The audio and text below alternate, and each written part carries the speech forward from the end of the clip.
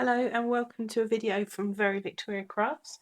Today I'm going to be sharing with you the gorgeous Blooming Love Heart die, which is this one here from Stampin Up, which is absolutely stunning, and just some of the makes that I've made with it. So you can see it's really versatile, and here I've used the stamp set and a different embossing folder and a project here, some inlaid embossing.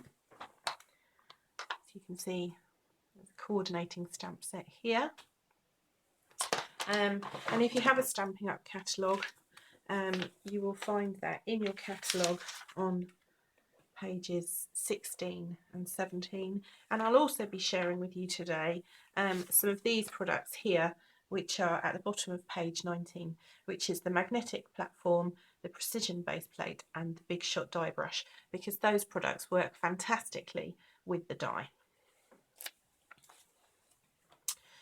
So here is the pad, and I just keep mine in a case. It doesn't come like this, it's just a loose thing like this, but I keep it in here so that when I'm working I can collect all the mess together and then pop it in the bin, and the brush. So these come together and I've just popped it in a case, so I'll demonstrate those in a moment. And here we have the die. Now the die also comes with two of the little flowers which cut out these here, but for the purposes of today I'm just going to demonstrate this. See, as you can see, it's a really detailed die, and the magnetic plate and the precision plate just help us to get a really clean cut. So I'm going to demonstrate first using the magnetic plate and the precision plate, and you'll see just how easy it is, and then I'll demonstrate it using just the normal multi-purpose platform, and we can compare the differences. So bringing in my Big Shot here. Okay, so here I've got the magnetic platform and the precision plate, and you can see that the precision plate is longer than the magnetic platform, so that they come apart. If you find it difficult to pull them apart, you can use a piece of copy paper, just ordinary cheap printer paper in there to help that make it easier. You can also use the precision plate on top of the multi-purpose platform. So if you don't have the magnetic platform, you can use it on top of there, but on top of the magnetic platform it just gives an extra piece of grip. Now the precision plate, if I pull these apart, this you do not cut on. This is not to be cut on, and you cut on the black side, and it takes the place of one of your cutting pads, and this part overhangs is really helpful for levering off and on. So normally you have two of these, and you can see that mine are very scuffed, very worn, and even warped sideways. You can just turn it up and go back the other way. This is really normal. A lot of my ladies, when they first get a cutting machine, a die cutting machine, are really worried when they run them through and they hear creaks and see cracks. Absolutely normal. But this precision plate takes place of one of these, so we only need one, whereas normally we would need two to make our sandwich. Okay. So I've got my magnetic plate, my precision plate, so that the black side is facing upwards. I'm then going to use my cardstock, and I'm then going to use my die facing downwards. Okay, the only time that you might need to think about direction is if you're cutting something like this. How gorgeous is this?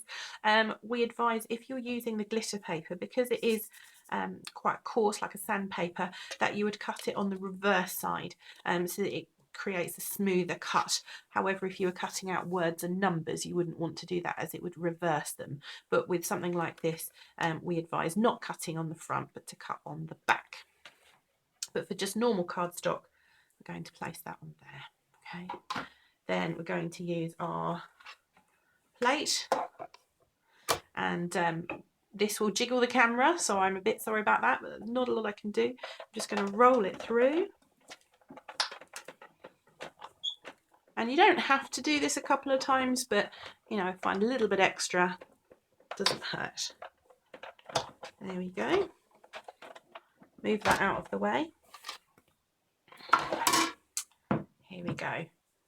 And so you'll see that it will lift away really easily. I'm going to leave the actual cut out in the die itself, and I'll show you why. If we bring in the foam brush and roller, So pop this on here. The foam brush has lots of these prickles which are firm enough to go through and just to poke out on those little holes all of the pieces. Now I may miss one or two as I'm rollering this, but they're easily solved. But normally with a die like this, you'd be sat there with your pokey tool and it would be quite time consuming. And I don't know about anyone else, but it puts me off using dies like this. So you can see here's all my confetti, and I mean the die is just lifting straight out. There's one or two pieces there that I can go over. But look, if I just roll over this, or poke out those last few pieces, these are coming out absolutely no problems at all. And just look at the detail on this heart. Absolutely stunning. And it would take quite a long time if you were doing that by hand. But as I say, I have missed one or two little pieces, but really simple and easy.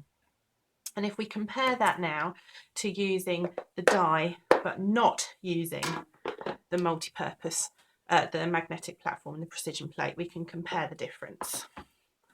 So bring back in our big shot and our multi-purpose platform. Use my plate. There we go. Plate, cardstock, die, this in here, roller this through. Again, excuse the wobble. Once, twice. So I've done exactly the same. Get this out of the way. And you can see here, well, I don't even need to go any further. You can see this hasn't cut through the cardstock completely.